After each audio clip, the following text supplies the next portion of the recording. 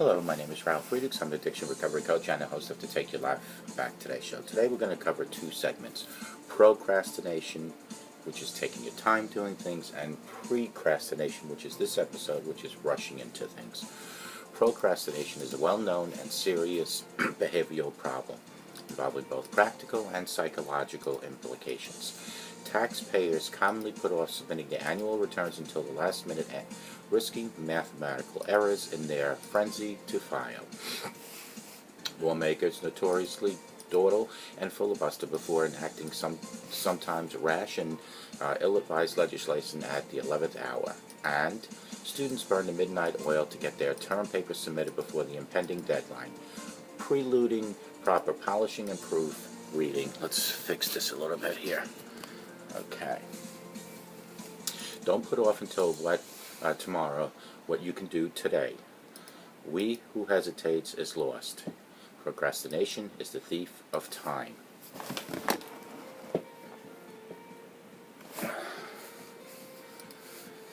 However, the opposite of procrastination can also be a serious problem, a tendency we call pre-crastination. Pre-crastination is an inclination to complete tasks quickly, just for the sake of getting things done sooner than later.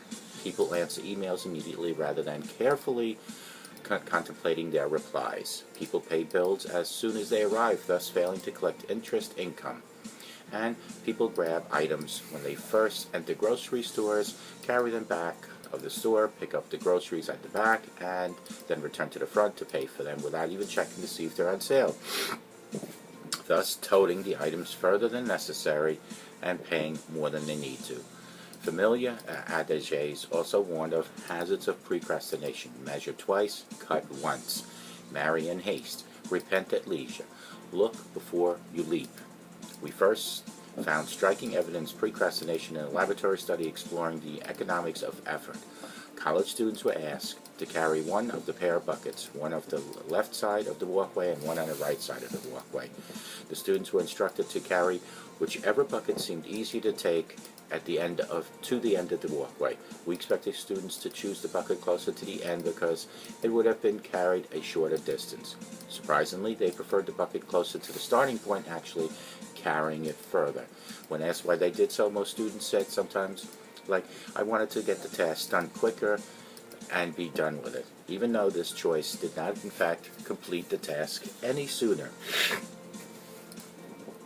9 experiments involving more than 250 students failed to reveal that what might have been so compelling about picking up nearer buckets.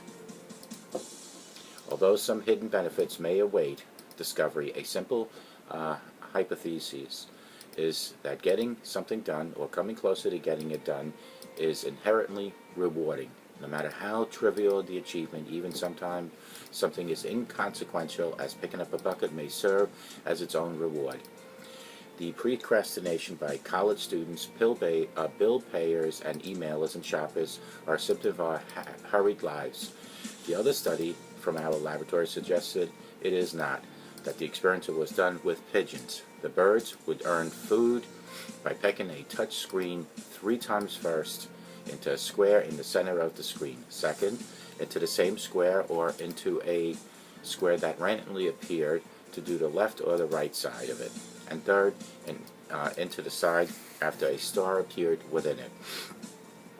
Critically, food was given after the final peck regardless of whether the second peck struck the center square or the side square, whether the star would be presented or not. The pigeons directed their second peck to the side square, hence moving to the goal position as soon as they could, even though there were no obvious or extra reward for doing so. Thus, the pigeons procrastinated. Finding procrastination in the pigeon is particularly important because the evolutionary ancestors of pigeons and people went their separate ways 300 million years ago, following a popular line of thinking and comparative psychologically. The fact that both pigeon and people procrastinate suggests that the behavioral tendency may have emerged even earlier than we thought. Why would our evolutionary kin have procrastinated, and why do humans in our pigeon comparison do so now? It is possible, as suggested above, that procrastination amounts to grabbing low-hanging fruit If grain is nearby or if the bucket is close at hand, then it may be best to get it while it is available. Another explanation is that completing a task immediately may relieve working memory. By doing a task right away, you don't have to remember to do it later. It can be taxing to keep future tasks in mind, requiring people to delay performance of tasks often worsens their performance of it.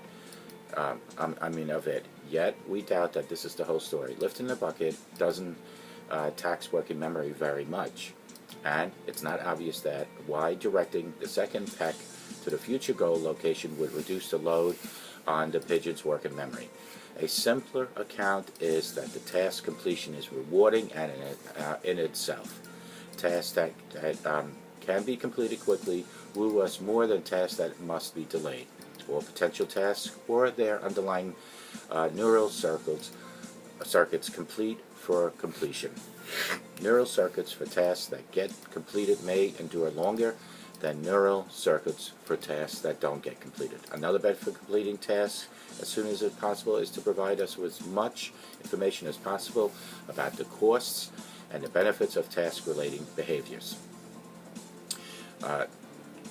Trial and error learning is the most reliable way we discover what does and doesn't succeed in everyday life.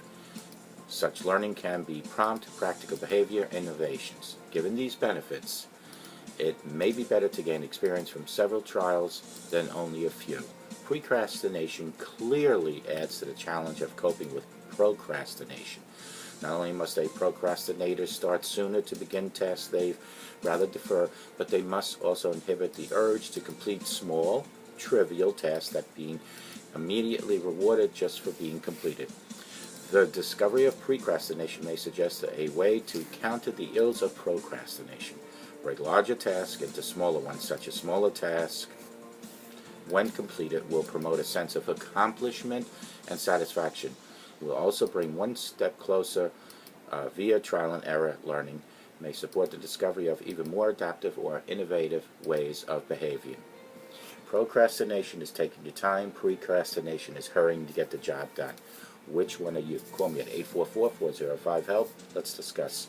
Are you a procrastinator or a precrastinator? I'm a precrastinator, and may God bless you.